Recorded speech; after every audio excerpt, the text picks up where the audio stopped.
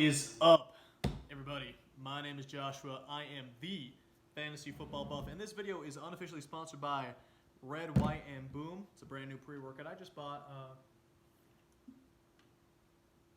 earlier last week, and not too shabby. All right, this video is a continuation of the series that I'll be doing where I answer y'all's questions, and this one is for the Chief. He says, I need help sifting through that 49ers backfield. This is a great question. This is something that no one really has a solid answer for. So I spent the last week doing as much research as I could to try to figure out what the hell Kyle Shanahan is going to do. So without further ado, let's get it.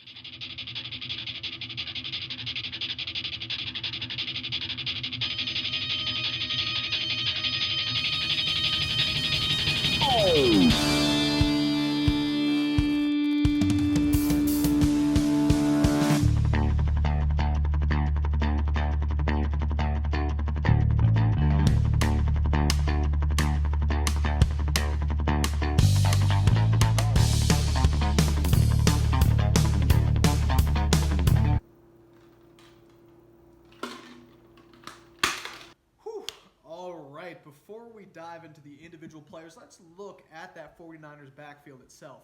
The Niners offense last season was second last year in rush attempts, right? They led the league in rushing touchdowns. Their defense was 8th in the league, giving up only 19.4 points per game, and they just traded for Trent Williams, who is arguably one of the best tackles in the game right now. And Kyle Shanahan's system produces elite running backs, right? We saw that in flashes last season, whether it was Raheem Mostert, Tevin Coleman, Matt Breida, and we saw that with the Devontae Freeman of old, right? The man was a baller just a couple seasons back. But do not get it twisted. Kyle Shanahan does not give a crap about your fantasy football team. In this video, in this clip I'm about to show you guys, it was right after their loss to the Baltimore Ravens, where Tevin Coleman went in as the official starter for the team, but only played 10 snaps, as Raheem Mostert saw 40 snaps and saw his season-high 19 carries. This is what he said. What did you see out of Raheem Mostert? I thought he was running great. You know, once he got in there, we saw a few of his runs he made. He was pressing it very well, and we just stuck with hot hand after that. This hot hand mentality is dangerous and poses a lot of risk for your fantasy football team. Right? I remember last season I had Tevin Coleman in a couple of my lineups, and I thought he was going to run in a touchdown, and they had Jeff Wilson Jr. rushing in the ball, right? Taking away those 6 points. I needed to win that week. So this mentality, this offense, the way he uses his running backs is not one I'm particularly excited.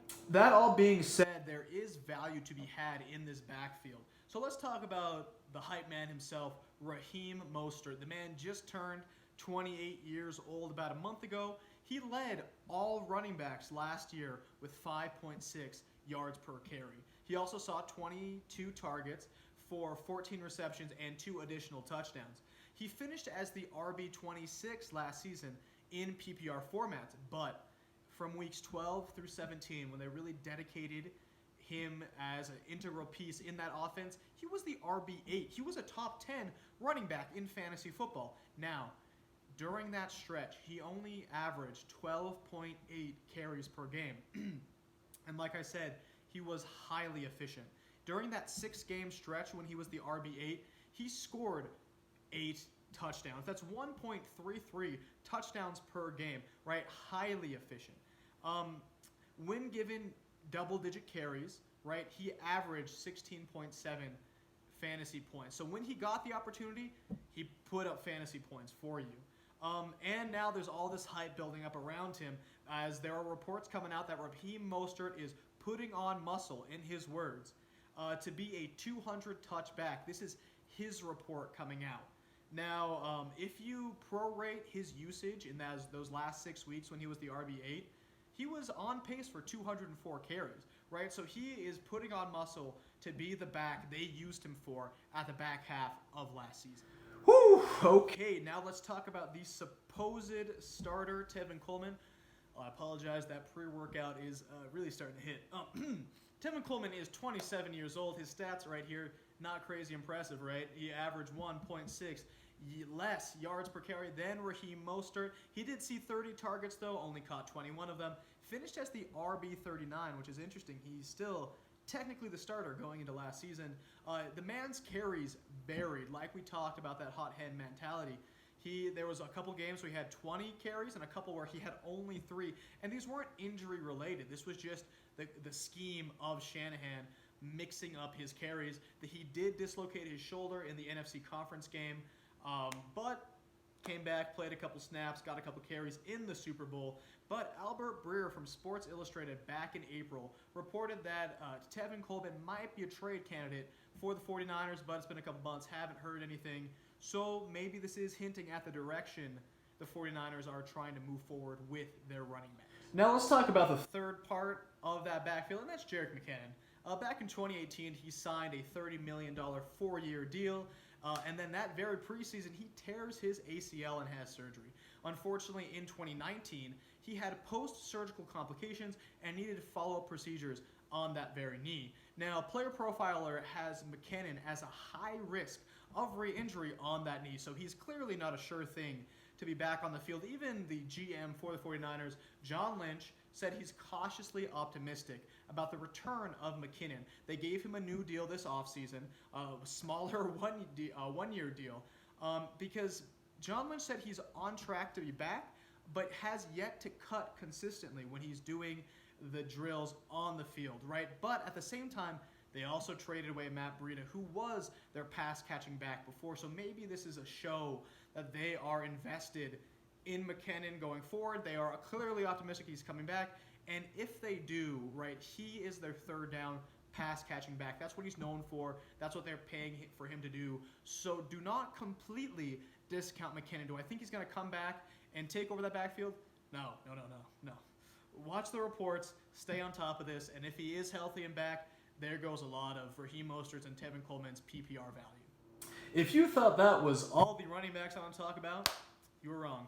We have next Jeff Wilson Jr., who is 24 years old, only saw 24 carries last season, but scored 4 touchdowns. All right. Then they signed undrafted free agent JaMycal Hasty out of Baylor in this offseason. Now, he's not someone in the pre-draft process that I was impressed by, the physical metrics, the speed, whatever that is. But Matthew Stevens from Player Profiler compares Hasty to James White due to his receiving ability, right? And coincidentally enough, they signed Hasty the exact same day they traded away Matt Breida. So for y'all savvy Dynasty owners out there, go see. I'll bet you Hasty is on your waiver wire right now. Go pick him up, right? In a Dynasty league, what does it really matter? He is an undrafted free agent, but if you can get a practically free piece to this crazy valuable 49ers backfield, that's the way to do it. So I have no idea what Kyle Shanahan's going to be doing with his running backs going into 2020, and so I spent an absurd amount of time going back and trying to figure out what he will be doing next season. Last season, when it comes to running backs on the 49ers with carries inside the 10, Tevin Coleman had 15, okay? Jeff Wilson Jr. had 10 carries inside the 10-yard line. Raheem Mostert only had 6, and Matt Breida only had 2. Okay, so Matt Breida's leaving. That's not opening up a whole bunch of red zone carries all of a sudden. He only had 2 of them. They used Jeff Wilson a surprising amount in the red zone, and that is a scary red flag for me when it comes to potentially drafting one of these running backs going into 2020. Next, I looked at their contract situations because I'm, if nothing else, going to try to follow the money. So here are all their contracts with Raheem Mostert. He signed a 3-year deal for $8.7 million back in 2019. But there are rumors that he will get an extension, potentially even before Kittle, going into next season. Tevin Coleman signed a 2-year, $8.5 million deal back in 2019, but there is a potential out of his contract going into 2020. That is a situation to keep your eye on. Jerick McKinnon, as we know, signed that big-ass deal back in 2018 for 4 years, $30 million, but due to injury, of course, never actually played. And so he signed a new deal in 2020 that's just for 1 year, $1 million. Jeff Wilson Jr. signed a deal this past offseason for $1 million for $7,500K, if I said that right. I did say that And then, of course, JaMychal Hasty, who just came in as an undrafted rookie, signed a 3-year, $2.3 million deal, which is very typical for someone coming in at his skill level. Contractually speaking, they're not super obligated to anybody, but they could, if they do offer Raheem Mostert an extension, that is definitely a situation to keep an eye on, even though in the past they've given extensions and big contracts to other running backs, Jerick McKinnon, Tevin Coleman, and they have not produced in fantasy. So keep your eyes on this situation. As I've mentioned multiple times, the way to construct a championship team in fantasy football is to take values in drafts. So let's look at a redraft perspective for this 49ers backfield going into 2020. Raheem Mostert is being drafted at the very end of the 4th round as the RB24. Now listen to this list. He is being taken before David Montgomery, Deebo Samuel, Mark Ingram, Kyler Murray, and even Terry McLaurin, right?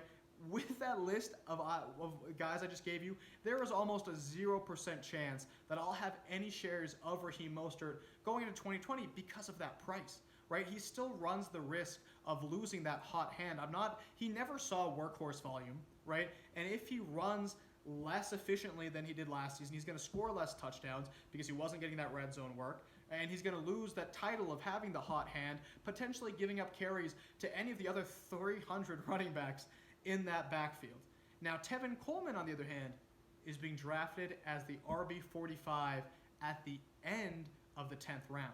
Now, if I'm trying to get a share of that backfield, I will be happy to wait 6 rounds, acquire a little bit more of a risk, right? I think it's less likely that Tevin Coleman, or I think, of course, Tevin Coleman will do a little bit less well than Raheem Mostert will next season, but I get him 6 rounds later, and I'm smashing that pick every day of the week. Outside of these two, I'm not touching anybody, unless there's reports about Jerick McKinnon, being 100% healthy and a lock going forward. Maybe I'll think about him. Let's talk in August. Jeff Wilson Jr., not touching him. JaMychal Hasty, exclusively in Dynasty formats. Before I talk about the Dynasty implications for all these 49ers running backs, guys, if you've enjoyed this video so far and enjoy watching me have a mild heart attack due to all the caffeine I've consumed, please hit that subscribe button down below and let me know in the comments who you want me to do a video on next. I love doing the research. I love throwing these videos together, and I'm here for you guys, so let me know. I'm going to keep it plain and simple. Dynasty formats, these 49ers running backs, I don't want any of them. I look at this list and I see Raheem Mostert, who's 28 years old, who is on the last year of his contract, potentially might get an extension, but I can't see a future where Raheem Mostert is fantasy viable in 2022.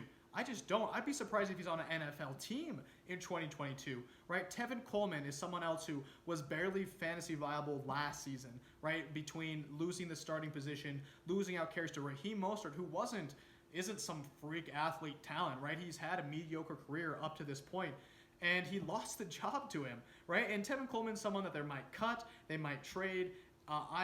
Not someone I'm super excited about. And then Jerick McKinnon just can't stay healthy, right? So unless you're in really, really win now mode and you're missing a potential RB2 and that's the biggest hole in your team, maybe go get Raheem Mostert. But the way I see it is that Raheem Mostert right now is being overvalued, right? I don't think he's worth a 4th round pick in redraft leagues. I think there's too much risk there, and I think his value right now is as high as it physically will ever be in his career. So if you have him, I would recommend trading him, right? With him putting on more muscle, with the rumors of them giving him a contract, see if you can get rid of him, because for the first time in his entire career, he is actually worth dynasty capital, and I think you can benefit from that. But in redraft or in startup drafts, or potentially trading for him, I'm not even thinking about it. The only player from this list that I'm a little bit interested in is JaMychal Hasty, who is that rookie coming in. I grabbed him in the 28th round of my Dynasty Startup Draft, so he was practically free. And I'm going to stash him on my taxi squad and not think about him for the next 2 to 3 years and see if they do use him in that passing game and see if he can take advantage of this opportunity. But outside of that, in Dynasty formats, I don't see too much value out of the current starting guys. To summarize my perspective on this 49ers backfield is that it is a great offensive, run-heavy offensive scheme behind a great offensive line with a strong defense that should keep them in games, meaning they'll continue to pound that ball. That being said, there is high risk for fantasy assets in that backfield, and I believe that Raheem Mostert is being overvalued in fantasy football. Now, everyone watched him last season. Everyone saw him be the RB8 over those last 6 games of last year. They watched him score 4 touchdowns against the Packers in the NFC Championship, and they watch him lead that backfield in carries in the Super Bowl, right? They also know that Matt Breida is gone, along with his 123 carries that are now up for grabs. So is it possible that Raheem Mostert blows up next season, is a top 15 running back, and gets the volume in that great scheme? Absolutely, right? Is that in the potential range of outcomes? He has that upside, yes. But I will tell everybody this listening, like I said before, Kyle Shanahan does not care what a running back has done in past seasons. He cares about how a running back is performing on Sunday, right? It's how you produce today that determines how many carries you get for Kyle Shanahan. So drafting Raheem Mostert as the RB24 at his ADP, you are betting a 4th round pick that Raheem Mostert continues to average 5.6 yards per carry. You know, can he finish as a top 24 running back? Absolutely. But if I had to predict what's going to happen, I think, sure, he'll finish in that top 20 running back range, more or less, but I believe he's going to have boom-bust games. So there's going to be games where he goes in as the starter, has 20 carries, 3 touchdowns, everyone's excited for him. Then next game, no injury happens, but he just isn't running as efficiently as Tevin Coleman is, as maybe potentially Jerick McKinnon is, and he could completely disappear and wreck your fantasy team. And that's not somebody, that boom bust in a running back is not someone I want to draft in the 4th round.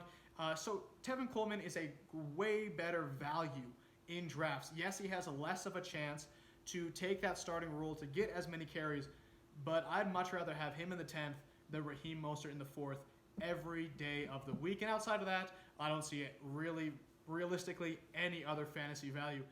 I'm going to be honest with you guys. I have no idea what Kyle Shanahan is going to do in 2020, and for me, it all comes down to risk mitigation and what I think will be the most likely outcome for that backfield. So let me know in the comments below what you think is going to happen, right?